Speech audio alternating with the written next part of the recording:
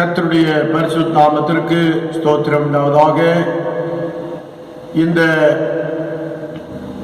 காலை ஆராதனையிலே கலந்து கொள்ளுகிற உங்கள் அனைவரையும் ஆண்டவராகிய இயேசுவின் திருப்பெயராலே வாழ்த்தி வரவேற்கிறேன். நீங்கள் எந்த இடத்திலே இருந்தாலும் அந்தந்த இடங்களிலே அமர்ந்து இந்த வார்த்தையை தியானித்து கேட்டுக்கொண்டிருக்கிற கிருபைகளுக்காக கர்த்தரை ஸ்தோத்திரிக்கிறேன். இந்த அருமையான வேளையிலும் நாம் இந்த தொழுகையை கர்த்தர் ஆசீர்வாதம் தரும்படியாக நாம் ஆண்டவரை நோக்கி ஜெபம் செய்வோம். இயேசுராஜனின்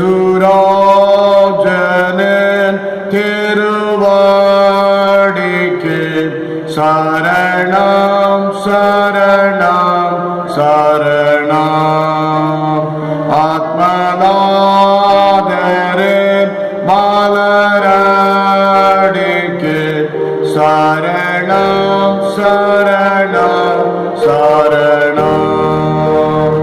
பார்ப்போற்றும் தூய தூய தேவனின் மெய்ராஜாவே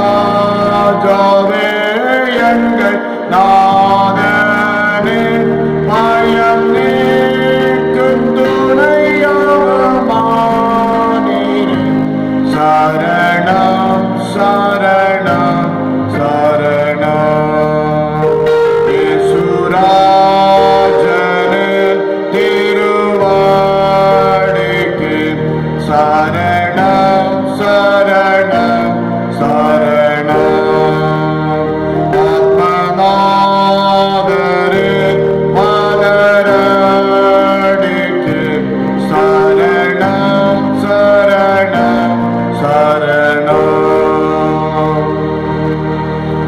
சேனைகளின் கர்த்தர் பரிசுத்தர் பரிசுத்தர் பரிசுத்தர் என்று ஆண்டவரை போற்றப்படுகிற எங்கள் அன்பின் பரலோக தகப்பனே, இந்த ஆசீர்வதிக்கப்பட்ட மனமகிழ்ச்சியான நல்ல வேளைக்கு ஆய்வை துதிக்கிறோம். அப்பாவை ஸ்தோத்திரிக்கிறோம்.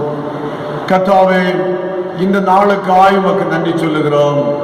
கடந்த வாரம் முழுவதிலும் எங்களை கண்மணி போல கர்த்தர் பாதுகாத்து கொண்டு வந்தீர்.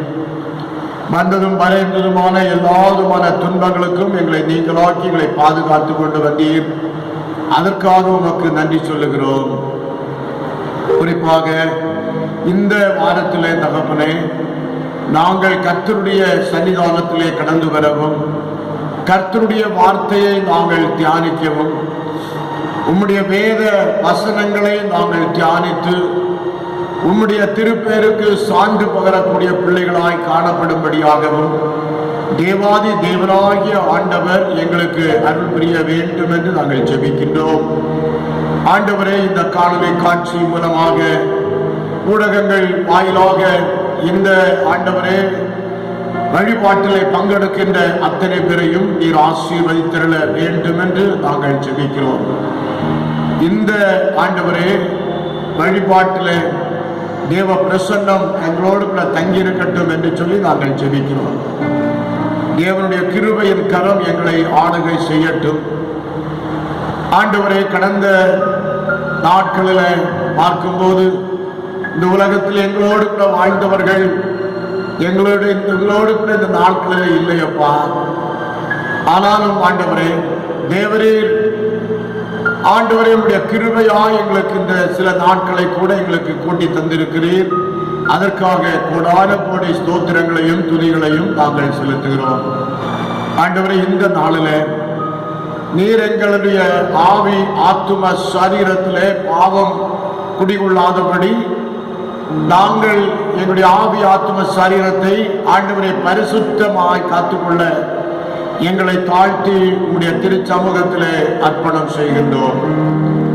இந்நாட்களில் எங்கு பார்த்தாலும் இந்த கொரோனா வைரஸ் என்று சொல்லக்கூடிய இந்த ஆண்டவரை வைரஸ்னாலே அநேக மக்களுடைய வாழ்க்கையிலே எவ்வளவோ வேதனைகள், எவ்வளவோ சஞ்சலங்கள், உலகமே ஸ்தம்பித்து போய் இருக்கிறதான இந்த நாட்களிலே தகப்பனே, அந்த கொரோனா வைரஸ் செயலிழந்து போகட்டும் என்று சொல்லி நாங்கள் ஜெபிக்கின்றோம். இயேசு கிறிஸ்துவாகி உம்மால் தான் முடியும் கர்த்தாவே. எங்களுடைய முயற்சிகளோ மனித முயற்சிகளோ விஞ்ஞானிகளுடைய முயற்சிகளோ எதுவும் இல்லையப்பா.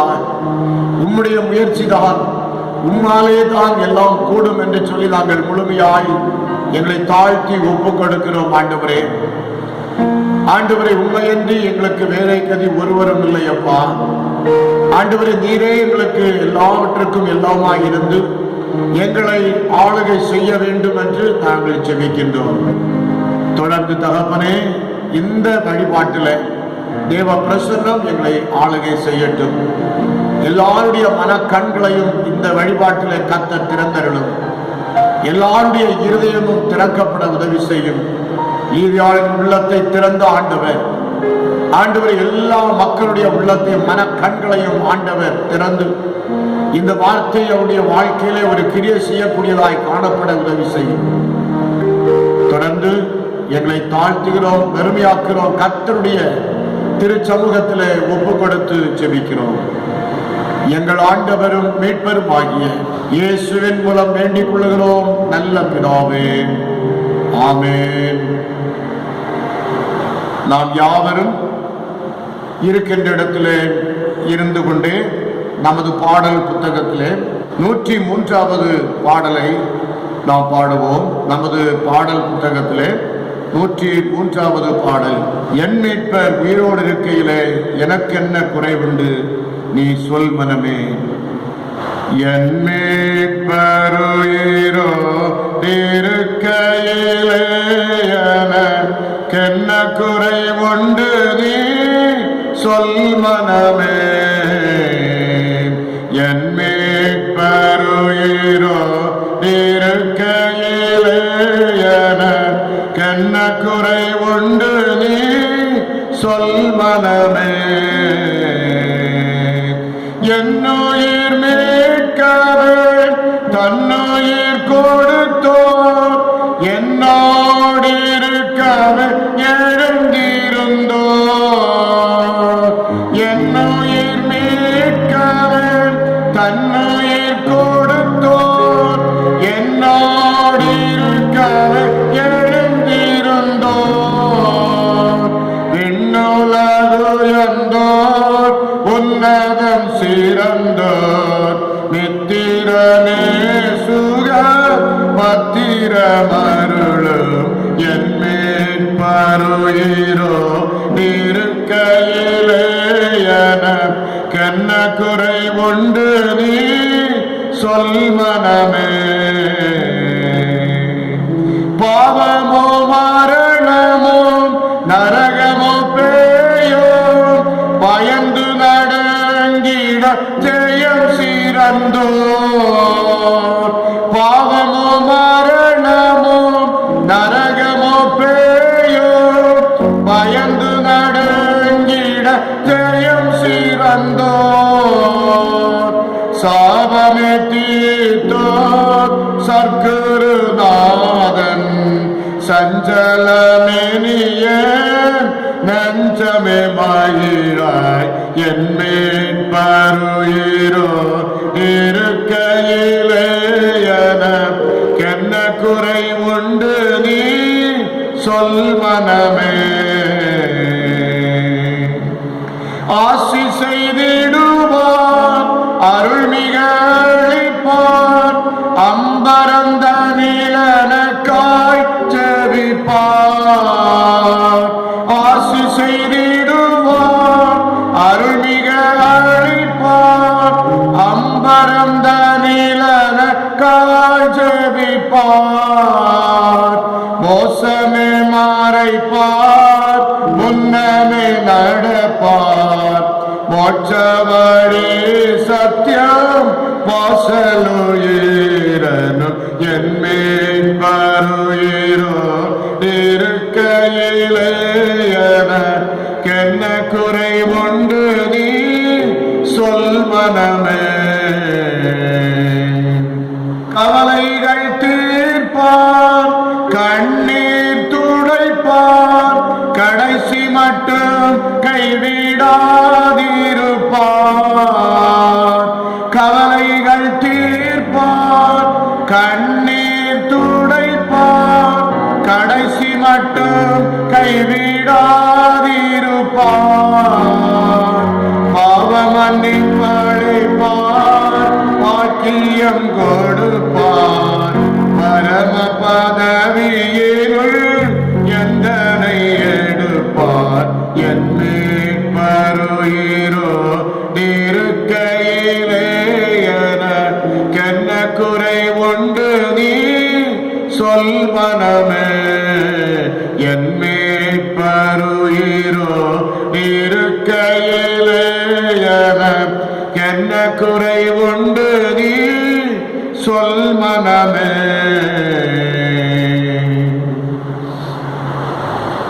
இப்பொழுது வாசிக்க வேண்டிய திருமறை பாடத்தை வாசிக்க கேட்போமாக. தீத்துவின் புஸ்தகம் 2ஆம் அதிகாரம் 1 15 வசனங்கள் அடங்கிய ஆண்டவரின் அருள்வாக்கை இப்பொழுது உங்கள் மத்தியிலே வாசிக்க கேளுங்கள். நீயோ ஆரோக்கியமான உபதேசத்துக்கேற்றவைகளை பேசு. முதிர் வயதுள்ள புருஷர்கள் ஜாக்கிரதை உள்ளவர்களும் நல்லொழுக்கம் உள்ளவர்களும் தெளிந்த புத்தி உள்ளவர்களும் விசுவாசத்திலும் அன்பிலும் பொறுமையிலும் ஆரோக்கியம் உள்ளவர்களுமாய் இருக்கும்படி புத்தி சொல்லு.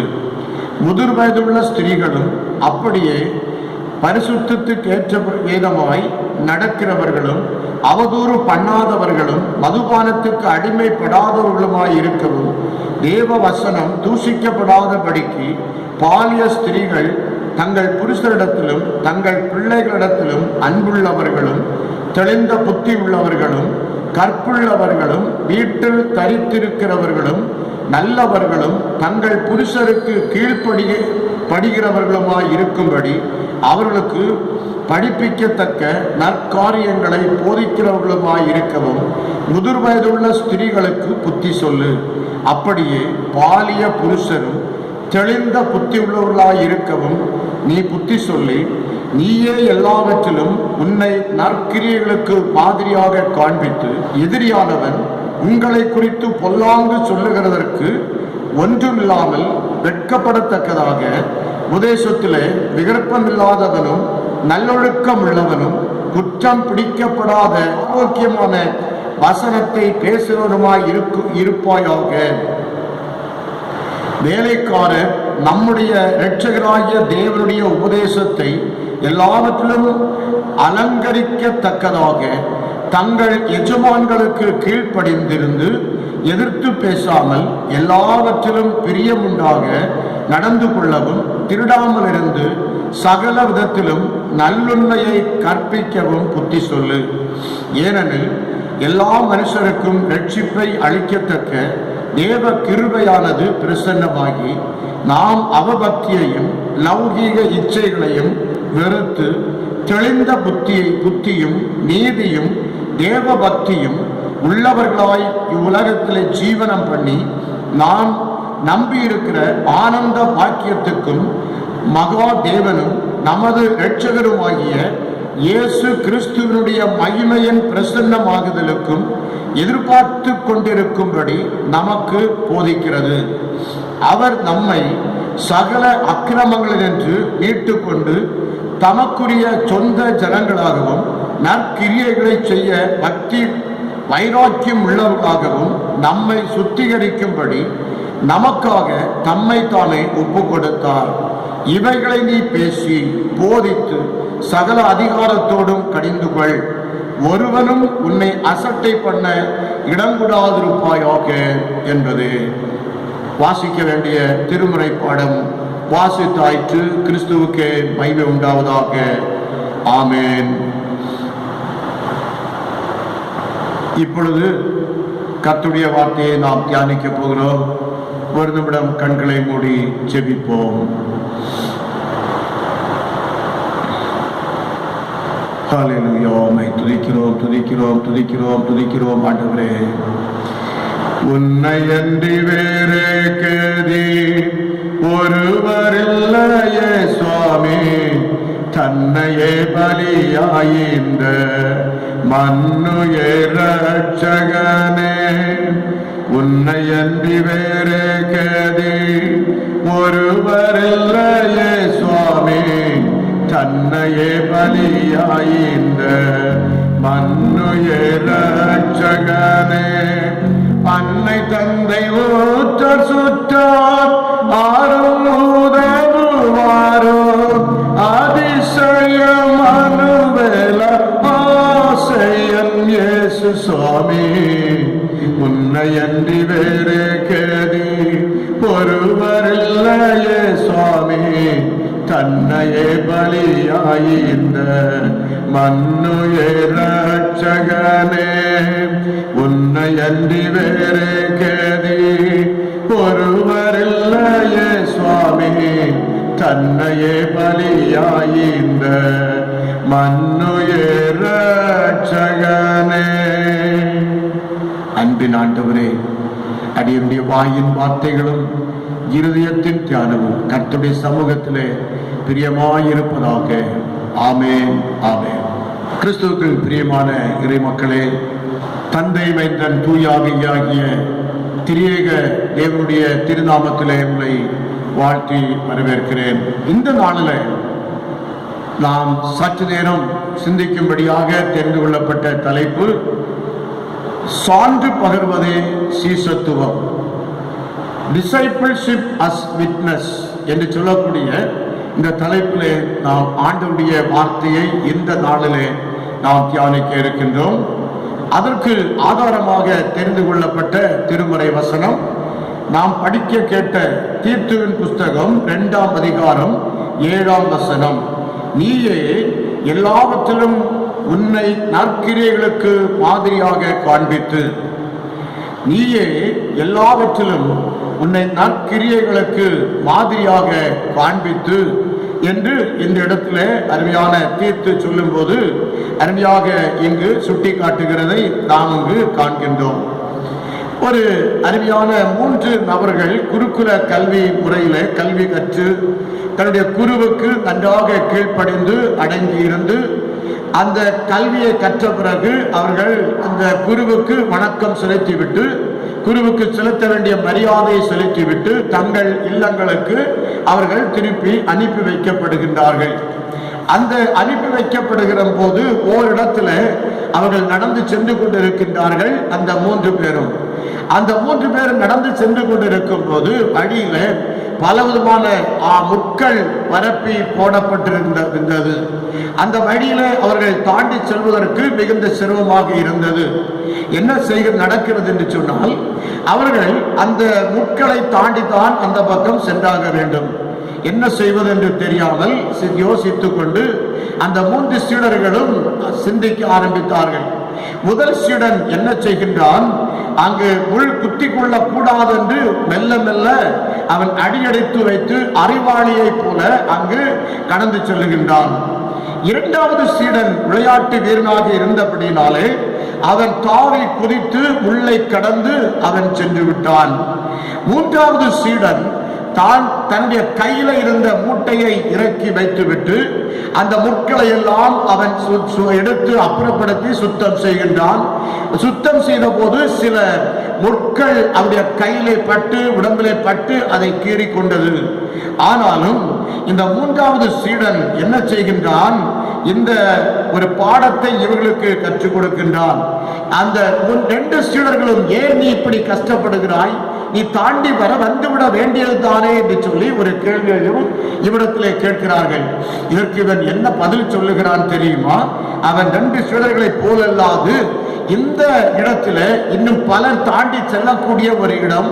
ஆகவே நீ என்ன செய்ய வேண்டும், நாம் இதை சரியாக சுத்தப்படுத்தி மற்றவர்களுக்கும் அது பிரயோஜனமாக இருக்கும்படி நாம் செய்வதுதான் நம்முடைய கடமை அல்லவா என்று சொல்லி அவன் என்ன செய்தானாம், மற்றவர்களுக்கு அதன் மூலமாக நல்ல ஒரு பாடத்தை அவன் கற்றுக் கொடுத்து அவனை புரிய வைத்து விட்டான்.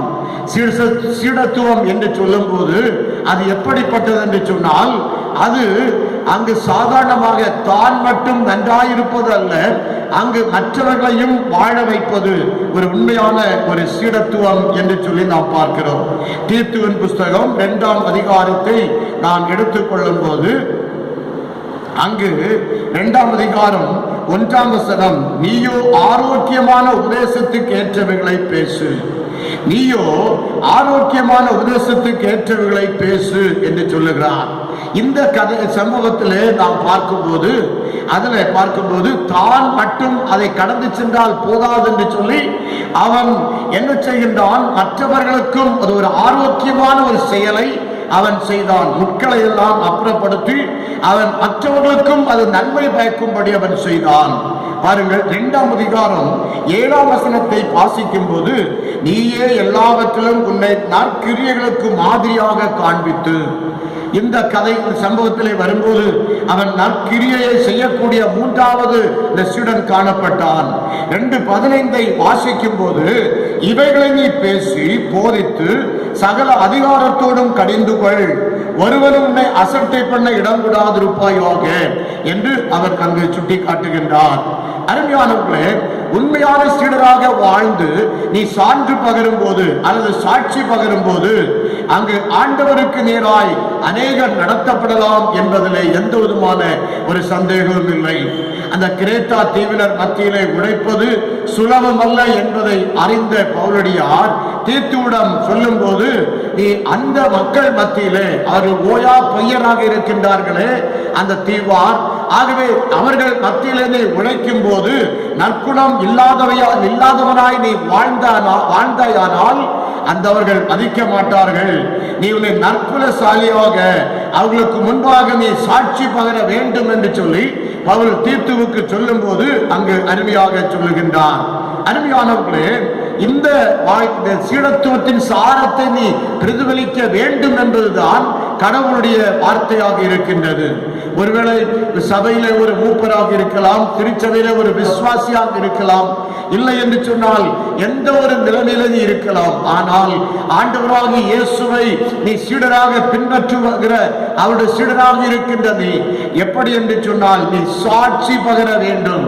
உன்னுடைய வார்த்தைகள் மூலமாக, உன்னுடைய நடக்கைகள் மூலமாக, உன்னுடைய செயல்பாடுகள் மூலமாக நீ சாட்சி பகருகிற சான்று பகருகிற வாழ்வு வாழாவிட்டால் உன்னுடைய நடக்கையினால் உன்னுடைய கிறிஸ்தவனாய் இருப்பதில் நீ எந்த பிரயோஜனமும் இல்லை என்று சொல்லி நாம் அறிந்திருக்கின்றோம்.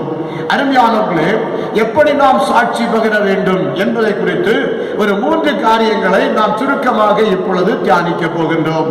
அருமையான கர்த்தருடைய பிள்ளைகளே, முதலாவது, நலம் தரும் வார்த்தைகளால் நாம் சாட்சி பகிர வேண்டும்.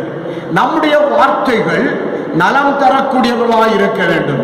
ஆம் பிரியமானவர்களே, அப்படின்னு சொன்னால் இன்றைக்கு நன்மை பயக்கக்கூடிய வார்த்தைகள், ஆகவே அப்படிப்பட்ட வார்த்தைகள் நம்முடைய வாயிலிருந்து வர வேண்டும். நம்முடைய வாயின் சொற்கள் எப்படிப்பட்டவர்களாய் இருக்கிறது, அது திசைமானிகள் என்று சொல்லலாம். நம்முடைய திசையை அல்லது இன்னொருடைய திசையை நிர்ணயிக்கக்கூடிய வார்த்தைகளாய் அந்த வார்த்தை இருக்கிறது. ஆகவே இந்த வார்த்தை என்ன செய்வாம், நம்மையும் பிறரையும் வாழ வைக்கக்கூடிய வார்த்தைகள். ஒருவனை பார்த்து நீ நாசமா போவேன்னு சொன்னால் அவன் நிச்சயமா ஒருவன் அப்படி சென்று விட்டால் அது இந்த குற்றப்பழி, அந்த இரத்தப்பழி நம்மேல் சுமரும். ஆகவே தான் நம்முடைய வார்த்தைகளை நாம் கையாளும் போது நாம் ஜாக்கிரதையாய் நம்முடைய வார்த்தைகளை கையாள வேண்டும் என்பது தேவனுடைய விருப்பமாய் இருக்கிறது. இந்த வார்த்தைகளுக்கு 2 பரிமாணங்கள் உண்டு. ஒன்று, நம்முடைய வார்த்தை உயர்த்தும் அல்லது என்ன செய்வான், தாழ்த்தும். நம்முடைய வார்த்தை உயர்த்தும் அல்லது என்ன செய்வான், தாழ்த்தும். அப்ப 2 பரிமாணங்கள். அப்படின்னு சொன்னா நம்முடைய வாயிலிருந்து வார்த்தை பிறப்பதற்கு முன்பதாக ஒரு கண்ணாடியை நாம் எவ்விதமாய் கையாளுகிறோமோ அவ்வளவாய் நம்முடைய வார்த்தையையும் நாம் சிந்தித்து பேச வேண்டும் என்று சொல்லி பார்க்கிறோம். ஒருவேளை நம்முடைய வாயிலிருந்து ஒரு வார்த்தை வந்துவிட்டால் அதை திரும்ப எடுக்க முடியாது. ஒருவேளை அதற்கு மன்னிப்பு என்று சொல்லக்கூடிய ஒரு வார்த்தை தான் கேட்க முடியும். ஆனால் ஒருவேளை பாருங்கள், கண்ணாடி நம்முடைய கையிலிருந்து தவறி கீழே விழுந்து விட்டால் அது உடைந்து போகின்றது. அதை போலத்தான் நம்முடைய வாயிலிருந்து வரக்கூடிய வார்த்தைகள் அது சாதாரண, அது மற்றவர்களை காயப்படுத்துகிற வார்த்தையாக இருக்கக்கூடாது என்பதுதான் கர்த்தருடைய வார்த்தை நமக்கு சொல்லுகின்றது. ஆகவே தீத்துவின் புஸ்தகம் 2ஆம் அதிகாரம் 2ஆம் வசனத்தில் அவர் சொல்லும் போது, முதிர் வயதுள்ள புருஷர்கள் ஜாக்கிரதை உள்ளவர்களும் நல்லொழுக்கம் உள்ளவர்களும் தெளிந்த புத்தி உள்ளவர்களும் விசுவாசத்திலும் அன்பிலும் பொறுமையிலும் ஆரோக்கியம் உள்ளவருமாய் இருக்கும்படி புத்தி சொல்லு. அப்ப இதெல்லாம் ஒரு மனிதனுடைய முதல் வயதில் உள்ள புருஷருடைய வாழ்வில் இருக்க வேண்டும். இன்றைக்கு ஒருவேளை ஆள் எவ்வளவு வளர்ந்தாலும் அறிவு வளராத சிலருக்கு பார்த்தீங்கன்னு சொன்னால், அறிஞானவர்களை ஏன்னு சொன்னா அவருடைய வாயிலிருந்து வரக்கூடிய வார்த்தைகள் முதிர்ச்சியற்ற வார்த்தைகள். அது எந்த வார்த்தை என்று சொல்லி அவர்களுக்கே தெரியாதபடி இருக்கின்றது. தான் எதை பேசுகிறோம் என்று சொல்லி அவர்களுக்கே தெரியாதபடி இருக்கிறது. வாழ்க்கையில உணர்வு இல்லை. ஒருவேளை அவர்களுக்கு வாழ்க்கையில நான் ஏன் இப்படி பேசுகிறேன், இப்படி பேசக்கூடாது என்று சொல்லக்கூடிய அந்த உணர்ச்சி அவர்களுக்கு இல்லை. காரணம், அறிவு முதிர்ச்சி இல்லை. ஆகவே எந்த அறிவு முதிர்ச்சி இல்லாவிட்டாலும் நம் நல்லொழுக்கத்தோடு நாம் நற்குணசாலிகளாக நம்முடைய வார்த்தைகள் வழி சாட்சி பகரக்கூடியவர்களாக நாம் இருக்க வேண்டும் என்பது கர்த்தருடைய விருப்பமாக இருக்கிறது.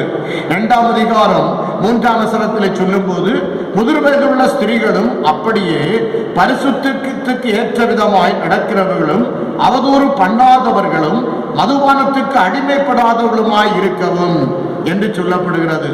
2:1 வாசிக்கும் போது, ஆரோக்கியமான உபதேசத்துக்கு ஏற்றவர்களை பேசு.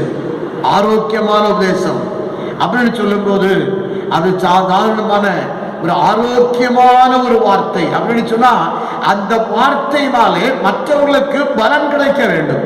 இல்லை என்று சொன்னால் அந்த வார்த்தையினாலே எந்த பிரயோஜனம் இல்லை. உன்னுடைய வார்த்தையை வைத்து நீ யார் என்பதை மற்றவர்கள் உன்னை கணிக்கின்றார்கள். உன்னுடைய வார்த்தை எப்படிப்பட்டதாக இருக்கிறது? சகோதரனே, சகோதரியே, சற்று சிந்தித்து பார். யோவான் சுவிசேஷம் 3ஆம் அதிகாரம் 25ஆம் வசனத்தை நீங்கள் எடுத்து பாருங்கள். யோவானின் சீடர் சிலருக்கும் யூதர் ஒருவருக்கும் என்ன செய்கிறது? சுத்திகரிப்பை குறித்த, தூய்மை குறித்த ஒரு விவாதம் நடக்கின்றது. அங்கு நடக்கும்போது யோவான் 3:28 வாசிக்கும் போது, யோவானின் வார்த்தைகள் அதற்கு விவாதத்தோடு அங்கு வந்தவர்களுக்கு மேசியா பற்றிய தெளிவை தந்தது. இல்லையா? ஒரு விவாதம் பண்ணி அந்த விவாதத்திற்கு நான் வெற்றி பெற்றேன் என்று சொல்ல வேண்டும் என்று சொன்னால், அந்த யோவானுடைய வார்த்தைகள் அந்த சுத்திகரிப்பை குறித்த காரியங்களை பற்றி விவாதித்தது மட்டுமல்ல, அதன் மூலமாக மேசியாவாகிய இயேசு கிறிஸ்துவை பற்றிய தெளிவை கேட்டுக்கொண்டிருந்த அத்தனை மக்களுக்கும் தந்தது. அப்போ இயேசுவின் பணி காலத்துல அவர் எப்படி வாழ்ந்தார் தெரியுமா? அனைவரையும் அவருடைய வார்த்தைகள் ஈர்த்தது, குணமளித்தது, வாழ்வளிக்கக்கூடியதாக இருந்தது. அனைவருக்கு வாழ்வை கொடுக்கக்கூடிய வார்த்தைகளாய் இருந்தது. சோர்வடைந்திருந்த இருதயங்களுக்கு அது ஆறுதலை தந்தது என்று சொல்லி நாம் பார்க்கிறோம். காலத்திற்கு உகந்த வார்த்தை மருந்தாக, கனிவான சொல்லாக மிளர்ந்தது என்று சொல்லி பார்க்கிறோம். ஆகவே தான் எனக்கு அன்பான கர்த்தருடைய பிள்ளைகளே, ஆண்டவரை போலவே அவரை பின்பற்றி நடக்கிற நாமும், இறை மக்களாகிய நாமும் வார்த்தைகள் வழியாக நாம் சாட்சி பகரக்கூடியவர்களாய் நாம் இருக்க வேண்டும் என்பதை கர்த்தர் இங்கு நமக்கு வெளிப்படுத்துகின்றார். அருமையான திருக்குறளை இயற்றிய திருவள்ளுவர் அங்கு சொல்லும் போது 200வது திருக்குறள் அதிலே வருகிறது, சொல்லுக சொல்லிற் பயனுடைய சொல்லற்க சொல்லிற் பயனிலா சொல். சொல்லுக சொல்லிற் பயனுடைய சொல்லற்க சொல்லிற் பயனிலா சொல் என்று அவர் அருமையாக அங்கு விளக்குகின்றார். பயன் தரக்கூடிய சொற்களை நாம் பேச வேண்டுமாம். மற்றவர்களுக்கு பயனளிக்காத சொற்கள் நம்முடைய உள்ளத்திலிருந்து வெளிவரக்கூடாது. ஆதலால் பொறுப்பற்ற சொல் என்ன உண்டாக்கும் தெரியுமா? சச்சரவை உண்டாக்கும். அதே போல குரூரமான சொல் ஒரு வாழ்வை சிதைக்கக்கூடும். அருமையான கசப்பான சொல் காழ்ப்புணர்வை ஏற்படுத்தும். ஒரு முரட்டு சொல் மரணத்தை உண்டாக்கலாம். ஒரு கருணையான சொல் பாதையை செப்பனிடலாம். ஒரு மகிழ்ச்சியான சொல் நாளையே மகிழ்ச்சியாக வைக்கலாம். நேரத்திற்கு தகுந்த சொல் இறுக்கத்தை தளர்த்தலாம். அருமையான ஒரு அன்பான சொல் காயத்தை ஆற்றி ஒரு மனிதனை ஆசீர்வதிக்கலாம். நம்முடைய வார்த்தைகள் எப்போதும் நலம் தரும் வார்த்தைகளாய் அமையும்படி நம்முடைய நலம் தரும் வார்த்தைகளை பேசி நாம் சாட்சியாய் வாழ அழைக்கப்படுகின்றோம். எனக்கு அன்பான கர்த்தருடைய பிள்ளைகளே, இன்றைக்கு நாம் எவ்விதமாய் வாழ்ந்து கொண்டிருக்கிறோம்? சபையில ஒரு பொறுப்பில் இருக்கலாம், பொறுப்பில் இல்லாதவர்களாக இருக்கலாம். கர்த்தரை ஏற்றுக்கொண்ட பிள்ளைகளாக நாம் எவ்விதமாக இருக்க வேண்டும்? நாம் எல்லோரும் கடவுளுடைய சீடர்கள். ஆகவே ஆண்டவருடைய உபதேசத்தை நாம் உண்மையாய் ஏற்றுக்கொண்ட அத்தனை பேரும் கடவுளுடைய சீடர்களாய் இருக்கிறோம். ஆகவே நம்முடைய வார்த்தைகள் மூலமாய் நாம் சாட்சி பகரக்கூடியவர்களாய், நற்சாட்சி உள்ளவர்களாய் நாம் விளங்க வேண்டும் என்று கர்த்தர் விரும்புகிறார்.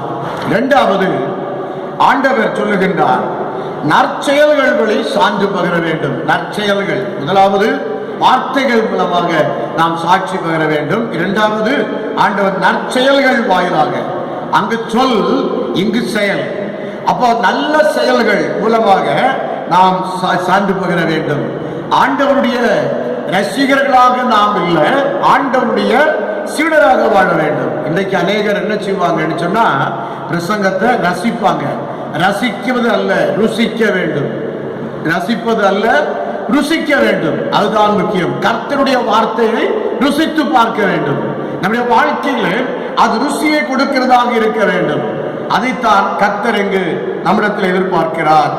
அருமையானவர்களே, ஒருவேளை நம்முடைய நற்செயல்கள் வாயிலாக கடவுளை நாம் பிரதிபலிக்க வேண்டும். அவரை போல, அதற்கு நாம் என்ன செய்யணும்? அவரை போல வாழணும். ஆணவம் இல்லாமல் அவரிலே நாம் கரைந்து அவரை போலவே நற்செயல்கள் செய்து நாம் வாழும் போது அதன் மூலமாக மற்றவர்கள் இயேசு கிறிஸ்துவை கண்டுகொள்ள முடியும் என்று சொல்லி நாம் பார்க்கிறோம். எடுத்துக்காட்டாக நாம் வேதத்திலிருந்து ஒரு காரியத்தை நாம் சிந்திக்கலாம்.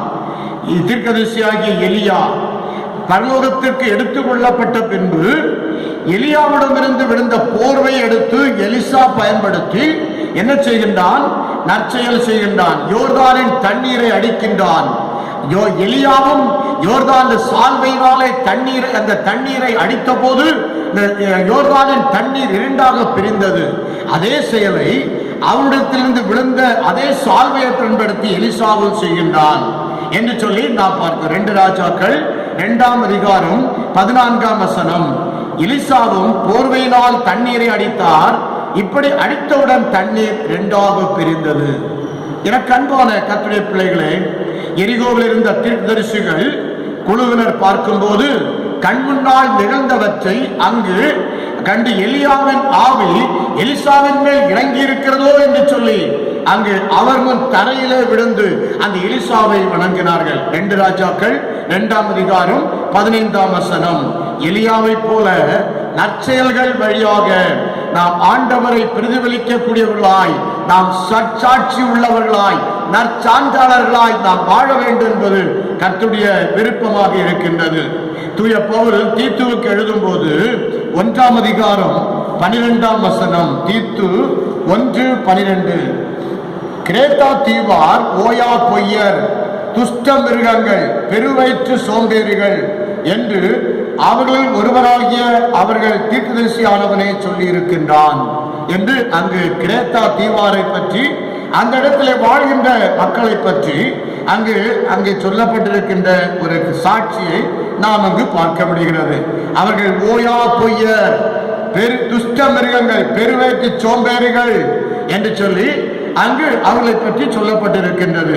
அதான் அதே போல 1:16 அவர்கள் தேவனை அறிந்திருக்கிறோம் என்று அறிக்கை பண்ணுகிறார்கள், கிரியைகளினாலோ அவரை மறுதலிக்கிறவர்கள். அவர்கள் அருவருப்பப்படத்தக்கவர்களும் கீழ்ப்படியாதவர்களும் எந்த நற்கிரியைகளும் செய்ய ஆகாதவர்களுமாய் இருக்கிறார்கள். அப்ப அந்த தீவிர வாழ்கின்ற மக்களை குறித்த ஒரு விளக்கத்தை இங்கு அருமையாக அவர் சுட்டி காட்டுகின்ற ஒரு சம்பவத்தை நாம் பார்க்கிறோம். அருமையானவர்களே, இந்த உலகத்தில் நம்முடைய நற்செயல்கள் வாயிலாக அநேகருக்கு சுகம் உண்டாக வேண்டும்.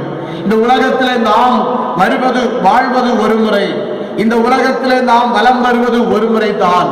நம்முடைய வாழ்வில் மூலமாக நாம் யாருக்காவது எந்த நன்மையாவது செய்ய வேண்டும், முடிந்தால் யாருக்காவது அன்பை காட்ட முடிந்தால் அன்பை காட்ட வேண்டும். நாம் இப்போதே அதை செய்துவிட அழைக்கப்படுகின்றோம். அருமையானவர்கள், இந்த கொரோனா என்று சொல்லக்கூடிய இந்த வைரஸ், கொடிய வைரஸ் அநேகரை அச்சுறுத்தி கொண்டிருக்கின்றது. நாம் வாழ்கின்ற காலங்கள் சொற்ப காலங்கள். அநேகருக்கு நாம் இப்பொழுது நன்மை செய்ய நாம் அழைக்கப்படுகின்றோம். அருமையானவர்களே, இதை ஒத்தி போடவோ ஒதுக்கவோ கூடாது என்பதை கர்த்தர் நமக்கு வலியுறுத்துகின்றார். இப்பொழுது இந்த சூழ்நிலையிலே மாத்திரமல்ல, எல்லா சூழ்நிலையிலும் நாம் இந்த உலகத்திலே வலம் வருவது ஒரு முறைதான். மீண்டும் கடவுள் இந்த உலகத்திலே வாழக்கூடிய ஒரு வாய்ப்பை நமக்கு கொடுக்க போவதில்லை. ஆகவே தான் நாம் இந்த உலகத்திலே வாழ்கின்ற காலங்களில் அநேகருக்கு நம்முடைய வாழ்வின் மூலமாக நன்மை செய்ய நாம் அழைக்கப்படுகின்றோம். ஆகவே ஒருவேளை மறுபடியுமாய் இந்த காலத்தை நாம் தட்டி கழித்தால் மறுபடியுமாய் நாம் அந்த வாய்ப்பு நமக்கு கிடைக்காமல் போய்விடலாம். ஆகவே நற்செயல் வழியாக சார்ந்து பகிரும் போது சமுதாயத்திலும் அமைதி பெருகும். நம்முடைய செயல்பாடுகள் நற்செயல்களாய் இருக்க வேண்டும். இப்பொழுது பார்த்தீர்கள் சொன்னால் விசாரணை என்ற பெயரில் அழைத்து சென்று 2 உயிர்களை பறிக்கப்பட்டது. இது நற்செயல்களா? இதை போன்ற வெறித்தனமான செயல்கள் வாழ்க்கையிலிருந்து விலகும் போது, விலகி நற்செயல்களால் நம்முடைய வாழ்வு நிறையும் போது தேசத்திலே அமைதியை நாம் காண முடியும். எந்த துறையிலே பணியாற்றினாலும் சரி, எங்கு வேலை செய்தாலும் சரி, அந்த இடத்துல நம்முடைய செயல்பாடுகள் அநேகருக்கு நன்மை செய்கிறவர்களாய், நன்மையை பிரதிபலிக்கக்கூடியதாய் இருக்க வேண்டும் என்பது ஆண்டவர் நம்மிடத்தை எதிர்பார்க்கின்ற ஒன்று. 1947ஆம் ஆண்டுல பாரதம் இந்தியா பாகிஸ்தான் என்று 2ஆக பிரிந்தது. அந்த பிரிந்து காணப்படும் போது நவகாளி என்ற இடத்துல இரு சமூகத்தினர் மோதிக்கொண்டார்கள். இதை அறிந்த காந்தியடிகள் கால்நடையாய் அவிடத்திற்கு நடந்து சென்றார். இரு சாராரையும் அவருடைய மத இன வெறிகளை அவரிடத்தில் அகற்றுவதற்கு அவர் ஒரு முயற்சி எடுத்தார். அதனால அவரை அநேகர் அவதூறாக காந்தியடிகளை பேசினார்கள். அதை அந்த காந்தியடிகள் பொருட்படுத்தாதபடி இரு சாராரர்களை மீது கற்களை வீசின போதும் கூட அதை தாங்கிக் கொண்டு, அருவருப்பான சொற்களை வீசின போது கூட அதையும் தாங்கிக் கொண்டு அந்த தியாக உணர்வோடு காந்தியடிகள் அந்த 2 சாராருக்கும் அங்கு சமாதானம் உருவாகுவதற்கு அங்கு ஒரு நற்செயலை அவர் செய்தார் என்று சொல்லி நாம் அந்த வரலாற்றிலே படிக்கின்றோம். எனக்கு அன்பான தேவ பிள்ளைகளே, அப்ப பாருங்கள், இதை போன்ற தியாக உணர்வோடு இந்த காந்தியடிகளை போல நற்செயல்களை நாம் செய்யும் போது நம்முடைய வாழ்விலும் அநேகர் வாழ்வின் மூலமாகவும் நன்மைகளை பெற முடியும், ஆசீர்வாதத்தை பெற முடியும். நம்முடைய வாழ்வு அதற்கு நற்சாட்சி உள்ள வாழ்வாக மாற வேண்டும் என்பது கர்த்தருடைய விருப்பமாக இருக்கின்றது. அருமையானவர்களே, நற்செயல்கள் வழி நாம் சமுதாயத்திலே சாட்சி பகிரும் போது நாம் கிறிஸ்துவை அடையாளம் கண்டுகொள்ள முடியும். அநேகர் நம்மள கிறிஸ்துவை அடையாளம் கண்டுகொள்ள முடியும் என்பதில் எந்த விதமான ஒரு சந்தேகமும் இல்லை. மூன்றாவதாக நற்குணம் வழி நாம் என்ன செய்யணும்? சாட்சி பகிர வேண்டும். நல்ல சொல், இன்னும் 2வது நற்செயல், 3வது நற்குணம் என்று சொல்லி பார்க்கிறோம். அப்போ நல்ல குணங்கள் வழி நாம் என்ன செய்ய வேண்டும்? சாட்சி பகிர வேண்டும். தூய பவுல் திருப்பணியிலே தன்னோடு இணைந்து இறையன்பை பல பட்டணங்களுக்கு அங்கு பகிர உழைத்த இளையோரிடம் மிக அழுத்தமாய் அறிவுறுத்தின உண்மை என்னவென்று சொன்னால் நற்குணம். நற்குணம் வழி சான்று பகிர்ந்தால் சீடத்துவத்திற்கு அது அழகு சேர்க்கும். உன்னிடத்தில் நல்ல குணம் இல்லை என்று சொன்னால் இந்த சீடத்துவத்திற்கு அழகு சேர்க்காது. உன்னை அதாகவே தான் தீத்துவிடம் அங்கு தூய பவுலடியார் அங்கே சொல்லும் போது யூதமாய் சொல்லுகின்றார். தீத்துவிடம் பவுலடியார் சொல்லும் போது யூதமாய் சொல்லுகின்றார். 2ஆம் அதிகாரம், தீத்து 2ஆம் அதிகாரம் 15ஆம் வசனம், ஒருவரும் உன்னை அசட்டை பண்ண இடங்கூடாதிருப்பாயாக. ஒருவரும் உன்னை அசட்டை பண்ண இடங்கூடாதிருப்பாயாக. இன்றைக்கு ஒருவேளை அங்கு அசட்டை பண்ணக்கூடிய மக்கள் இன்றைக்கும் பல இடங்களில் உண்டு. ஆனால் அதே வசனத்தை பொது மொழிபெயர்ப்பிலே நாம் வாசிப்போம் என்று சொன்னால், ஒருவரும் உன்னை தாழ்வாக மதிப்பிட இடமளிக்காது. ஒருவரும் உன்னை தாழ்வாக மதிப்பிட இடமளிக்காது என்று சொல்லி அங்கு சொல்லப்பட்டிருக்கின்றது. கிரேத்தா தீவில் நீ நற்குணமற்று வாழ்ந்தால் அங்கு மக்களை நீ ஆதாயப்படுத்த முடியாது. அவருடைய குணங்களை பற்றி எல்லாம் உங்களுக்கு நல்லா தெரியும். ஆகவே நீங்கள் அவர்களை போல் இல்லாதபடி நீங்கள் நற்குணசாலிகளாய் இருக்கும் போதுதான் அங்கு இயேசுவின் அன்பை மக்களுக்கு நாம் எடுத்து சொல்ல முடியும் என்பதை அவர்கள் அங்கு பவுல் தன்னோடு கூட திருப்பணியில ஈடுபட்ட மக்களுக்கு அவர் அங்கு ஆலோசனையாக கூறுகின்றார். 1 தீமோத்தேயு 4:12. உன் இளமையை குறித்து ஒருவரும் உன்னை அசட்டை பண்ணாதபடிக்கு நீ வார்த்தையிலும் நடக்கையிலும் அன்பிலும் ஆவியிலும் விசுவாசத்திலும் கற்பிலும் விசுவாசிகளுக்கு மாதிரியாயிரு. விசுவாசிகளுக்கு மாதிரியாயிரு என்று சொல்லப்பட்டிருக்கின்றது. அருமையானவர்களே, ஆண்டவர் இயேசு கிறிஸ்து அன்பு எனும் நற்குணம் வாயிலாக சீடத்துவத்திற்கு சான்றாக அவர் விளங்கினார். யோவான் 13:35. நீங்கள் ஒருவர் அன்புள்ளவர்களாயிருந்தால் அதனால் நீங்கள் என்னுடைய சீஷர்கள் என்று எல்லாரும் அறிந்து கொள்வார்கள் என்றார். ஒருவர் அன்புள்ளவர்களாய். அப்ப யாரை பார்த்து சொல்லுகிறார்? சீடர்களை பார்த்து சொல்லுகிறார். ஆண்டவராகிய இயேசுவை ஏற்றுக்கொண்ட பிள்ளைகளாகிய நாம் கடவுளின் சீடர்கள். ஆகவே நீங்கள் ஒருவர் அன்புள்ளவர்களாயிருந்தால் என்ன செய்வாங்க? அப்போ எல்லாரும் அவன் நீ கடவுளுடைய இயேசுடைய சீடர்கள் எல்லாரும் என்று சொல்லி அறிந்து கொள்வார்கள். நீங்கள் ஒருவரை சண்டை போட்டுக் கொண்டிருந்தால் நீங்கள் எப்படிப்பட்டவர்கள்? கிரேத்தா தீவை சார்ந்த மக்களைப் போல இருப்பீர்கள். பெருவேற்றி சோம்பேறிகள் என்று சொல்லி அவளை பவுல் அழைக்கின்றார். அதே போல யோவான் 15:8 வாசிக்கும் போது இவ்விதமாய் வாசிக்கிறோம். நீங்கள் மிகுந்த கனிகளை கொடுப்பதனால் என் பிதா மகிமைப்படுவார், எனக்கும் சீஷராயிருப்பீர்கள். நீங்கள் ஒருவர் அன்புள்ளவர்களாயிருங்கள். அன்பு ஆவியின் கனியிலே ஒன்று. நீங்கள் மிகுந்த கனிகளை கொடுப்பதனாலே நீங்கள் எனக்கும் என் பிதா மகிமைப்படுவார், எனக்கும் சீஷராயிருப்பீர்கள் என்று சொல்லி அங்கு அருமையாக அங்கு சுட்டி காட்டுகின்றார். பிரியமானவர்களே, ஒருமுறை ஆபிரகாம் லிங்கன் அவர்கள் அங்கு அமெரிக்க ஜனாதிபதியாக இருந்த போது உலா சென்றார். அங்கு உலா செல்லும் போது அவரோடு கூட சில அதிகாரிகள் அவரோடு கூட செல்கின்றார்கள். ஜனாதிபதி என்று சொல்லும் போது அவர் தனியாக எங்கும் செல்ல முடியாத ஒரு சூழ்நிலை என்று சொல்லி நம்ம எல்லாருக்கும் தெரியும். அவருக்குரிய பாதுகாப்பை அங்கு கொடுக்கத்தான் ஆக வேண்டும். அங்கு வழியிலே ஒரு நீக்ரோ மனிதர் அவருக்கு எதிர்கொண்டு வந்தார். அவருக்கு அந்த கருப்பின நீக்ரோ மனிதருக்கு இந்த அமெரிக்க ஜனாதிபதியாக இருந்த ஆபிரகாம் லிங்கன் வணக்கம் செலுத்திவிட்டு அவரோடு சில நிமிடங்கள் உரையாடினார். அங்கு அவரோடு கூட இருந்த அதிகாரி ஆபிரகாம் லிங்கனை பார்த்து, ஐயா, உங்களுக்கு இது அழகல்ல. நீங்கள் அமெரிக்க ஜனாதிபதி, நீங்கள் இவ்வளவு தாழ்ந்து சென்று இந்த கருப்பின மனிதர்களோடு நீங்கள் உரையாட வேண்டியது என்ன இருக்கிறது?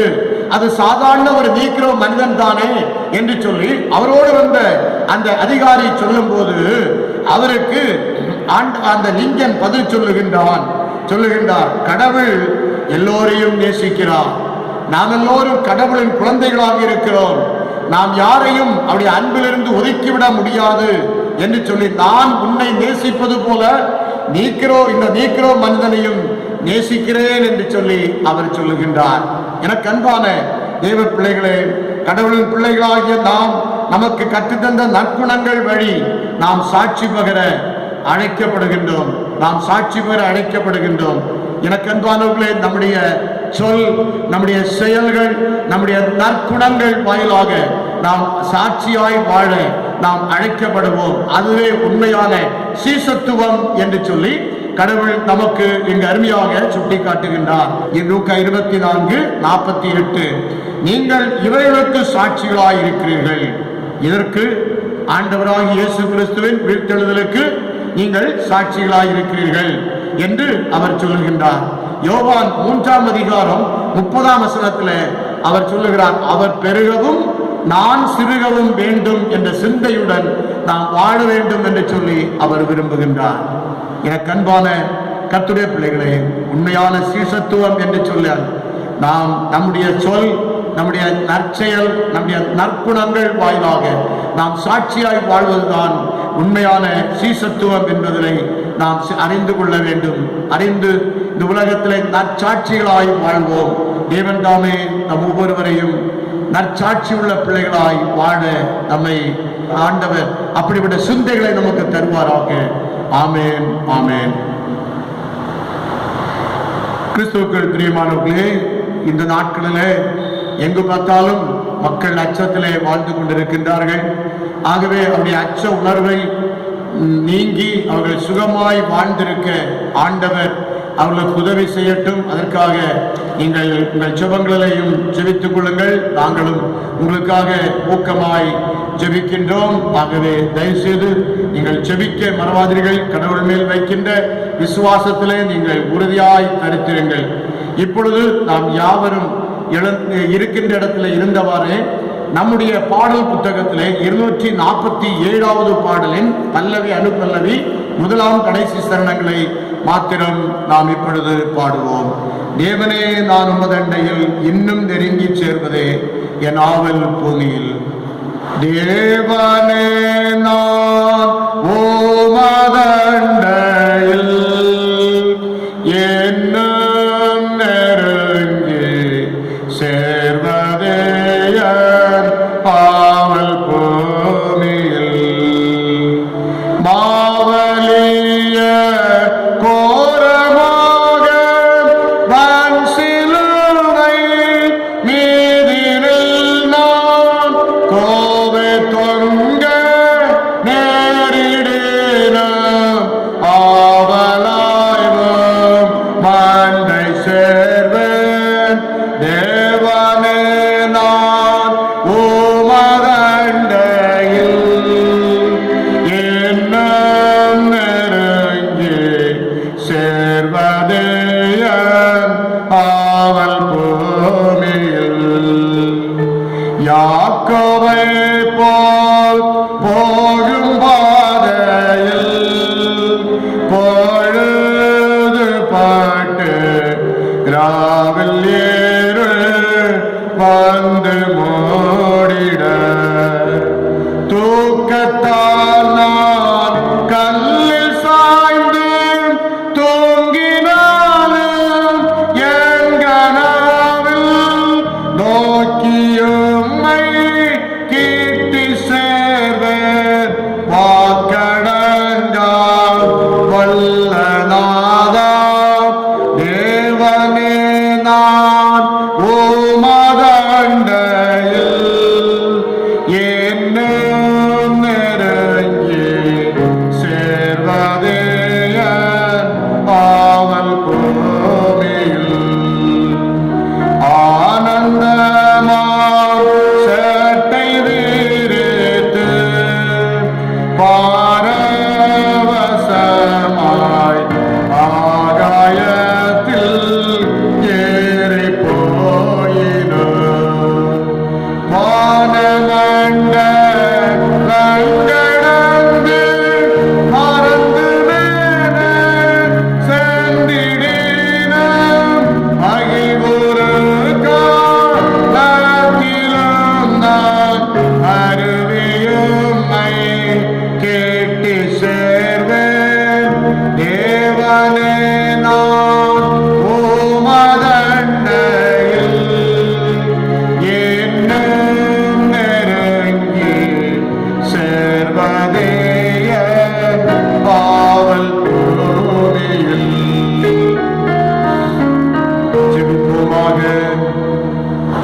எங்களை அருமையாய் நேசித்து வழிநடத்துகிற நல்ல ஆண்டவரே, இந்த ஆசீர்வதிக்கப்பட்ட நல்ல நாளுக்காக என்னை துதிக்கிறோம்.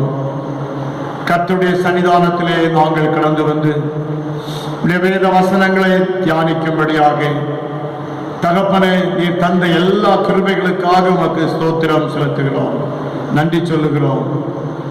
ஆண்டவரே, நாங்கள் எங்கள் நற்சொல்கள் வாயிலாக எங்களுடைய வாயிலிருந்து வரக்கூடிய சொற்கள் எப்படிப்பட்டவளாய் இருக்க வேண்டும் என்று சொல்லி நாங்கள் சிந்தித்தோம்.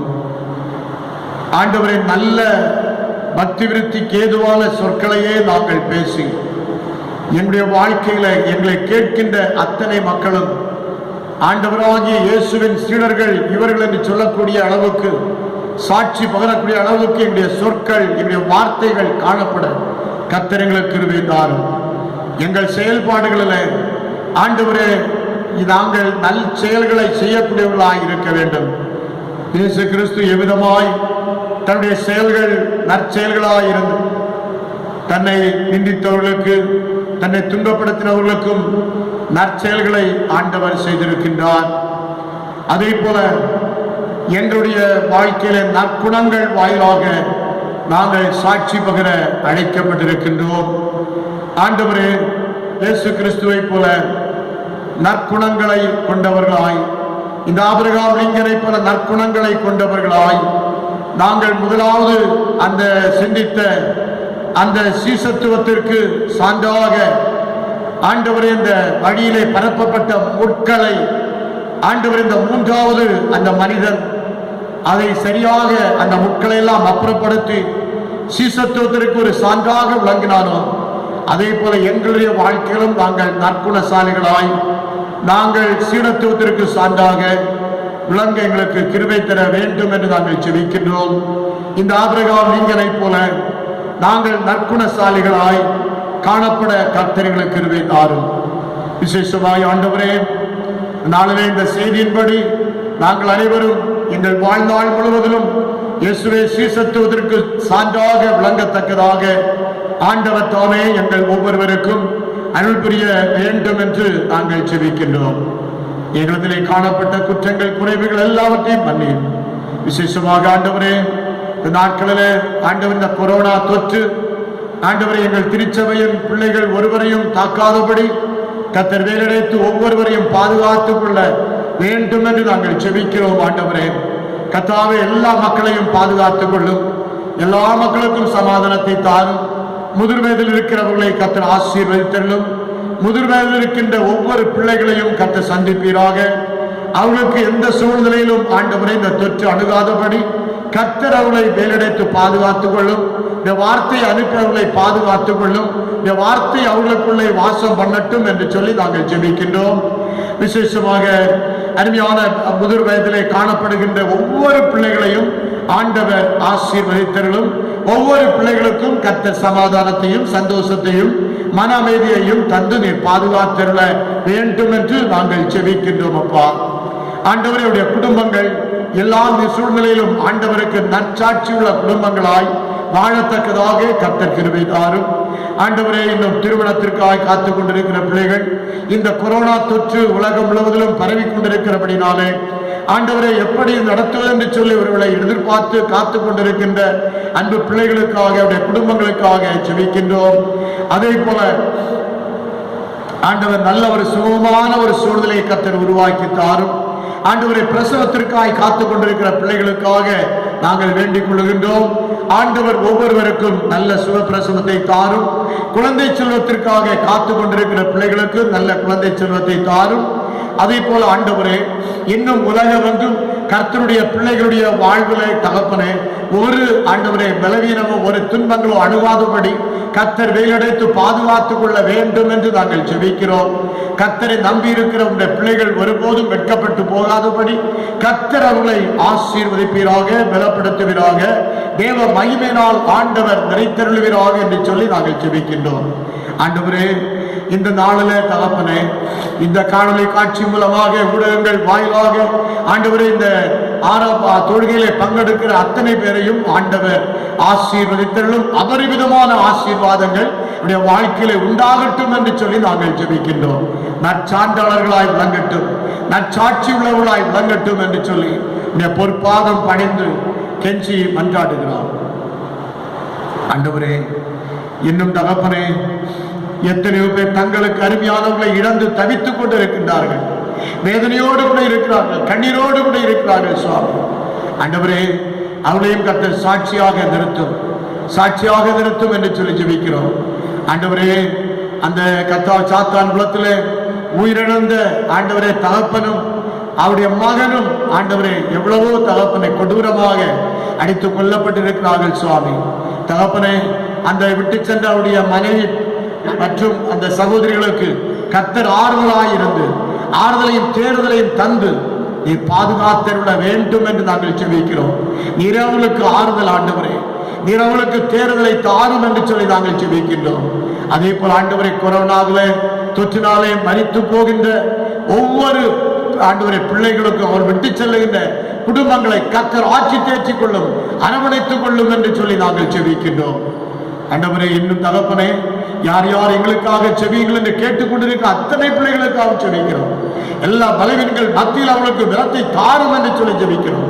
குறிப்பாக ஆண்டவரே, பலவீனத்தோடு இதை போன்ற கொடிய பலவீனத்தோடு மருத்துவமனைகளில் அனுமதிக்கப்பட்டிருக்கிற அத்தனை பிள்ளைகளையும் கர்த்தர் சந்திப்பீராக, இப்பொழுதே விடுதலையை தருவீராக என்று சொல்லி நாங்கள் ஜெபிக்கிறோம். தேவ வல்லமை அவர்களை ஆட்கொள்ளட்டும். இந்த வாரத்திலே பிறந்த நாள் மற்றும் திருமண நாளை காண்கின்ற அன்பு சகோதர சகோதரிகளை கர்த்தர் சந்திப்பீராக. நீரே அவர்களை பலப்படுத்தும் சுவாமி. தேவ பிரசன்னம் அவர்களை ஆளுகை செய்யட்டும், அவர்களை பலப்படுத்தட்டும் என்று சொல்லி நாங்கள் பொற்பாதம் பணிந்து கெஞ்சி மன்றாடுகிறோம். என்னுடைய கிருபையின் கரம் அவர்களை சூழ்ந்து கொள்ளட்டும். எங்களை தாழ்த்துகிறோம், வறுமையாக்குகிறோம். கர்த்தருடைய சமூகத்தில் எங்களை அர்ப்பணம் செய்கின்றோம். இதிலே காணப்பட்ட குற்றங்கள் குறைவுகள் எல்லாவற்றையும் மன்னி. உலகம் எங்கும் இருக்கின்ற எல்லா ஊழியக்காரர்களுக்காகவும் ஜெபிக்கிறோம். ஆண்டவரே, தந்தை பேராயிருக்காக, பிரதம பேராயிருக்காக, சென்னை பேராயிருக்காக ஆண்டவரே, மற்றும் ஒவ்வொரு ஊழியக்காரர்களுக்காகவும் ஜெபிக்கிறோம். பிஷப் கமிஷனர்களுக்காக ஜெபிக்கிறோம். கர்த்தர் ஒவ்வொருவரையும் நிர்பலப்படுத்தும். எந்த பலவீனமும் அவர்களை அணுகக்கூடாது தகப்பனே. தேவன் அவர்களை பாதுகாத்துக் கொள்ளும். நிறைவான சந்தோஷமும் சமாதானம் உடைய உள்ளத்தில் நிறைந்து பெருகட்டும். எங்கள் ஆண்டவரும் மீட்பெரும் ஆகிய இயேசுவின் மூலம் வேண்டிக் கொள்கிறோம். ஜெபங்களும் இயேசு பிதாவே, ஆமென். ஆசீர்வாதம் நமது கர்த்தராகிய இயேசு கிறிஸ்துவின் கிருபையும் பிதாவாகிய தேவனுடைய அன்பும் பரிசுத்த ஆவியானவருடைய ஐக்கியம் வழிநடத்துதலும் நம் அனைவரோடும் இன்றும் என்றும் சதா காலங்களிலும் நிலைத்திருப்பதாக. ஆமென். ஆமென். ஆமென்.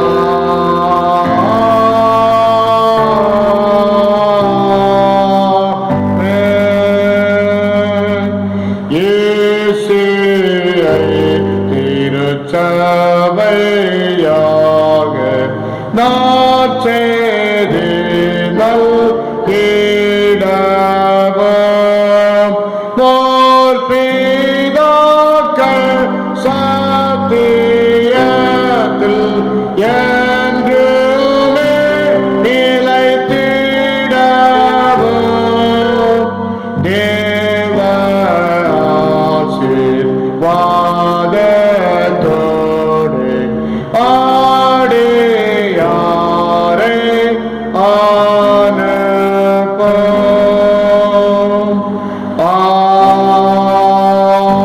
ஆமென். என் ஆத்துமாவே கர்த்தரை ஸ்தோத்திரி, என்னுடைய உள்ளமே அவருடைய பரிசுத்த நாமத்தை ஸ்தோத்திரி. என் ஆத்துமாவே கர்த்தரை ஸ்தோத்திரி, அவர் செய்த சகல உபகாரங்களையும் மறவாதே. ஆமென்.